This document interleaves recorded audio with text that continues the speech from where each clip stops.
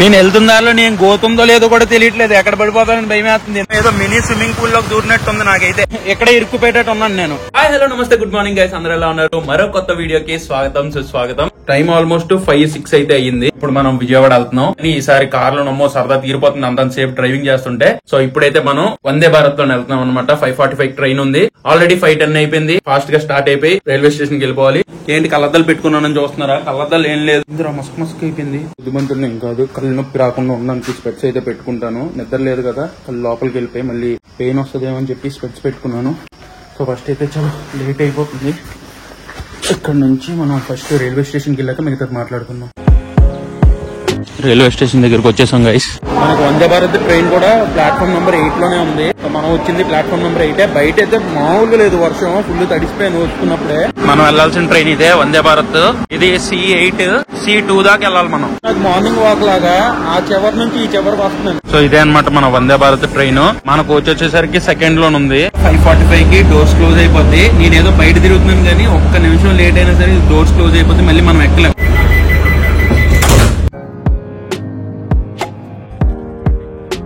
మనం ఎక్కడికైనా ఒంటరిగా ట్రావెల్ చేసినప్పుడు లేకపోతే ఒంటరిగా ఉన్నప్పుడు చాలా లోన్లీగా బోర్ కొడుతూ పిచ్చి వచ్చేస్తూ ఉంటది కదా. కానీ అది కూడా మనం అలవాటు చేసుకోవాలి. ఎందుకంటే ప్రతి దగ్గర మనకి ఎవరో ఒకరు తోడు ఉండాలంటే కుదరదు కదా. అందుకే ఎప్పుడూ ఒకరు తోడు గురించి వెయిట్ చేయకుండా మనలో ఉన్నోడితోని మనం ఫ్రెండ్షిప్ చేసేయాలి. మన సెల్ఫ్ కంపెనీని మనం ఎంజాయ్ చేయాలి. అప్పుడే మన చుట్టూ ఎవరు ఉన్నా లేకపోయినా మనం ఒంటరిగా ఉన్నా ఎంత దూరమైనా సోలోగా ట్రావెల్ చేసేస్తాం, అది కూడా హ్యాపీగా. ఇదే లైఫ్ తలక రియాలిటీ. కరెక్ట్ గానే చెప్పాను కదా. ఇప్పుడు విజయవాడ అయితే వచ్చేసాం గాయ్. విజయవాడలో కూడా ఫుల్ గా వర్షం పడుతుంది. ఫాస్ట్ గా రూమ్ కి వెళ్ళాక అసలు ఏంటి ప్లాన్ అయితే మాట్లాడదాం.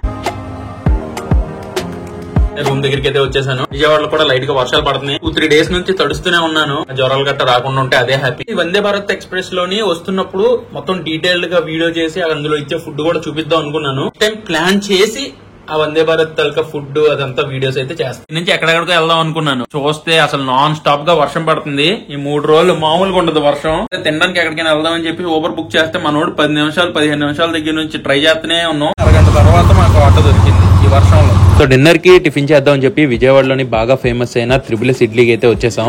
ఈ ప్లేస్ అయితే చిన్న పాకలో ఉంటది. ఇక్కడ ఓన్లీ ఇడ్లీస్ మాత్రమే దొరుకుతాయి. అప్పుడే స్టీమ్ నుంచి వేడివేడిగా ఇడ్లీస్ తీశారు. నేను ఒక 5, నాతో వచ్చిన ఒక అన్న అయితే 5 ఇడ్లీస్ చెప్పాం ఫస్ట్. ఆ ఇడ్లీస్ తో పాటు 2 నెయ్యి ప్యాకెట్లు కూడా తీసుకున్నాం. ఆ వేడివేడి ఇడ్లీ మీద నెయ్యి అలా పోసేసి చట్నీస్ లోనైతే ఇక్కడ పీనట్ చట్నీ, అల్లం చట్నీ అని కారం పొడి అయితే ఇచ్చారు. ఇంక చల్లటి వాతావరణంలో ఆ వేడి ఇడ్లీని ఆ చట్నీలో ముంచుకొని తింటే అద్దిరిపోయింది. లిటరల్ గా నోట్లో మెల్ట్ అయిపోతుంది. లోపలికి వెళ్ళేసరికి ఆ వేడి పొగలు కప్పుతున్న ఇడ్లీ తింటుంటే భలే ఉంది. చాలా స్మూత్ గా దిగిపోయింది. అసలు వీడియో తీయాలన్న ఇదే మర్చిపోయాను నేను. అందుకే కరెక్ట్ గా ఏం తీయలేదు. 2-3 క్లిప్పులు తీసేసి ఫస్ట్ తినేసాను. మంచిగా ఆస్వాదిస్తూ ఒక 7 ఇడ్లీలు లేపాను. ఒక్కొక్క ఇడ్లీ 16 రూపీస్ 17 రూపీస్. సో మీరు ఎప్పుడైనా ఇక్కడ త్రిబుల్స్ ఇడ్లీలో ట్రై చేస్తుంటే కింద కామెంట్ లో చెప్పండి మీకు ఎలా అనిపించిందో. ప్రైస్ అయితే ఒక ఇడ్లీకి 16-17 రూపీస్ కొద్దిగా ఎక్కువ అనిపించింది. బట్ స్టిల్ పర్లేదు, స్మూత్ గా బాగుంది వేడివేడిగా తింటే. ఇక్కడ నుంచి డైరెక్ట్ గా రూమ్ కి వెళ్ళిపోదాం. వర్షం అయితే ఆగేలా లేదు. అసలు మిగతా వర్క్లు అంతా రేపు అయ్యేవి అవుతాయో లేదో కూడా తెలియదు. అసలు ఏందయ్యా బాబు ఈ వర్షం, అబ్బా అసలు నాన్ స్టాప్ వర్షం. మొత్తం రోడ్ అంతా మునిగిపోయింది. యా అసలు ఏ పని లేదు, ఏది చేయలేము. ఇప్పుడు ఈ కార్ చూడండి మెల్లిగా మునిగిపోతుంది. గైస్ సాహసం చేసి కొద్దిగా వెళ్ళి ముందు రోడ్డు దాకా వెళ్ళి వస్తాను. అసలు ఎంత మునిగిందో మీకు చూపిస్తా చూడండి. బాబోయ్ ఆహా మొత్తం మునిగిపోయింది. ఇక రోడ్లు ఏమి ఖాళీ లేవు. మొత్తం రోడ్ అంతా మునిగిపోయింది. ఆహా చూసారా, మొత్తం ఏదో మినీ స్విమ్మింగ్ పూల్ లోకి దూరినట్టుంది నాకైతే. ఇంకో వర్షం అయితే అస్సలు తగ్గే ఛాన్సే లేదు. ఒక 2-3 డేస్ ఇలాగే ఉంటదంట. మొత్తం రోడ్లన్నీ మునిగిపోయాయి. అసలు విజయవాడ మొత్తం హై అలర్ట్ లో ఉంది. చాలా ఏరియాస్ కూడా మునిగిపోయి ఉన్నాయి. అసలు ఫుల్ కార్ కూడా మునిగిపోయేంత వర్షం అయితే పడింది. అంత నీళ్ళైతే వచ్చేసాయి. మొత్తం హై అలర్ట్ లోనైతే ఉంది. చూడండి చెట్టు కొమ్మలు కూడా పడిపోయి ఉన్నాయి. అమ్మో కిందకి చెట్టు కూడా ఇరిగిపోయి పడిపోయింది. ఇక ఈ చెట్లు ఇవన్నీ మునిగిపోయి ఉన్నాయి. అయ్యా చెట్టు కొమ్మలు కూడా పడిపోయి ఉన్నాయి. నేను వెళ్తుందాలో నేను గోతుందో లేదో కూడా తెలియట్లేదు, ఎక్కడ పడిపోతానని భయం వేస్తుంది. ఎందుకంటే ఎడ్జిల్లో నడుస్తున్నాను కదా. నేను ఇంకా ఈ రోజు వైజాగ్ వెళ్ళిపోదాం అనుకున్నాను. ఇంకెక్కడ చూస్తానేమో 2-3 రోజుల దాకా ఈ వర్షం తగ్గేటట్లేదు. ఒక ఏరియా తర్వాత ఒక ఏరియా అలా ములుగుతూ పోతుంది. ఎక్కడే ఇరుక్కుపోయేటట్టు ఉన్నాను నేను. ఇంకా వైజాగ్ వెళ్ళేలా లేను. మాక్సిమం నైట్ చూద్దాం, వర్షం తగ్గితే ఒకవేళ మొత్తం ఇదంతా కంట్రోల్లోకి వస్తే ఈ రోజు నైటే వెళ్ళిపోతాను వైజాగ్, లేకపోతే ఒక 2 రోజులు ఇక్కడే ఉండాలి. డిజాస్టర్ అలర్ట్ కూడా వచ్చేస్తుంది. అమ్మా ఏం జరుగుతుంది అయ్యా అసలు? బాయ్ రోడ్ అంతా ఫుల్ ములిగిందిగా, ఇంకా చాలా ఏరియాస్ లోని ములిగున్నాయి. మా ఫ్రెండ్ గారికి ఫోన్ చేశా, వాళ్ళ ఏరియాలోనైతే కార్ ఫుల్ పైదాకా ములిగిపోయాయి అనమాట కొన్ని ఏరియాస్ లో. వైజాగ్ బీచ్ కనిపిస్తుంది నాకు ఇక్కడ ఆ వేవ్స్ కి.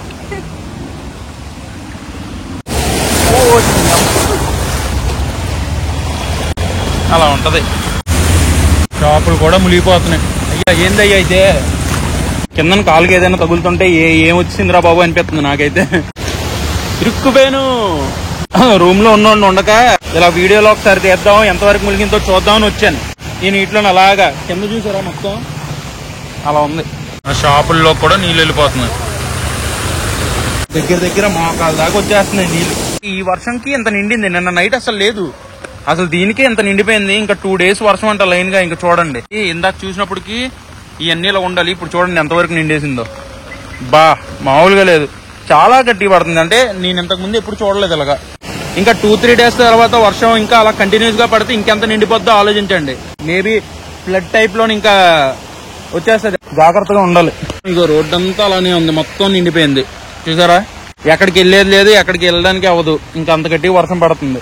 చలో ఇంకా తిరిగించాలి కానీ రూమ్కి వెళ్ళిపోదాం, ఇంకా ఫ్రెష్ అవుదాం. మొత్తం కొద్దిగా కాలువ వాటర్ అన్ని కలిసి ఉన్నాయి కదా, మళ్ళీ మనకి హెల్త్ ఎఫెక్ట్ అవుతుంది. సో రూమ్కి వెళ్ళి నీట్ గా ఫ్రెష్ అయ్యి ఆ తర్వాత మాట్లాడుకుందాం.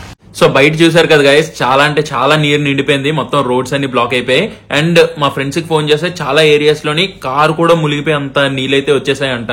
సో అందరూ కొద్దిగా జాగ్రత్తగా ఉండండి, ఎందుకంటే చాలా డేస్ తర్వాత విజయవాడలో కూడా చాలా ఇయర్స్ తర్వాత ఇలాంటి వర్షం పడిందంట. లైక్ అన్ని ఏరియాస్ మునిగేటట్టు వర్షం పడిందంట. మరి ఈ ఏరియాస్ లోని ఎలా ఉంది అంటే నీళ్లు మునిగిపోయేంత ఏమైనా వర్షం పడిందా లేకపోతే నార్మల్ గానే పడిందా కింద కామెంట్స్ లో చెప్పండి. నేనైతే సరదాగా అలాగా తిరిగేసి వచ్చాను కానీ మొత్తం పక్కన ఉన్న కాలువలు గానీ ఆ డ్రైనేజ్లు గానీ నిండిపోయి వచ్చాయి కదా, అందుకని నీట్ గా వచ్చి ఫ్రెష్ అయిపోయాను. ఫస్ట్ మామూలుగా లేదు, చాలా షాపులు మునిగిపోయాయి, చాలా బళ్ళు కార్లు ఇవన్నీ మునిగిపోయాయి. రోజు ఈవినింగ్ నేను వైజాగ్ వెళ్ళిపోదాం అనుకున్నాను, బట్ ఇక్కడ చూస్తేనేమో వర్షం పడి రోడ్లు కూడా బ్లాక్ అయిపోయి అసలు ఆటోలు గానీ ఏం గానీ అంతగా తిరగట్లేదు. సో షాపులు కూడా క్లోజ్ చేసేసారు. మొత్తం అంతా సెట్ అయిపోవాలి.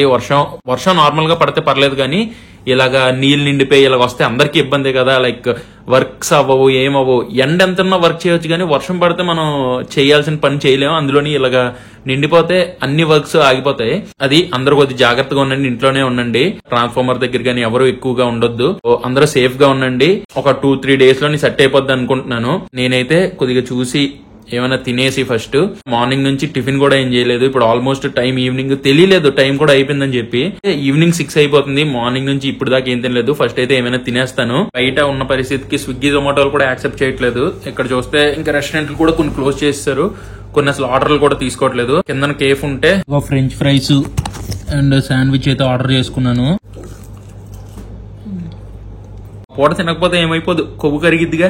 ఎంత కొవ్వు ఉంది, సగమైనా యూజ్ చేసుకుంటారు కదా ఆకలిసినప్పుడు. గైస్ ఇప్పుడే ఫుడ్ అయితే తినేసాను. ఏ టైం పాసిబుల్ అయితే ఆ టైంకి వైజాగ్ అయితే రిటర్న్ అయిపోవాలి విజయవాడ నుంచి. ఈ వీడియో అంతటితో ఎండ్ చేస్తున్నాను. మళ్ళీ నెక్స్ట్ వీడియోలో కలుస్తాను. Until then bye and cheers guys.